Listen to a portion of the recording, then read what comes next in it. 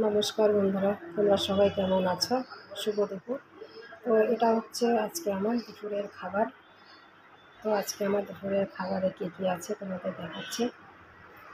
আজকে দুপুরের খাবারে আছে, এটা হচ্ছে বাটার পনির, পেঁয়াজ টমাটার কাজু দিয়ে বাটার পনির বানিয়েছে। আর এটা হচ্ছে কালা ডাল, অরহর ডাল, মটর ডাল আর বিউলির ডাল দিয়ে বানিয়েছি কালা ডাল।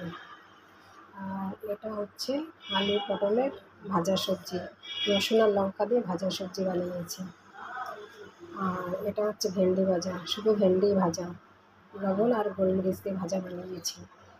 আর এটা হচ্ছে ভাত।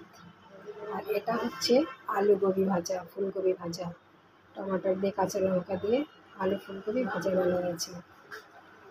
তো এটাই আছে আজকে আমার দুপুরের খাবার।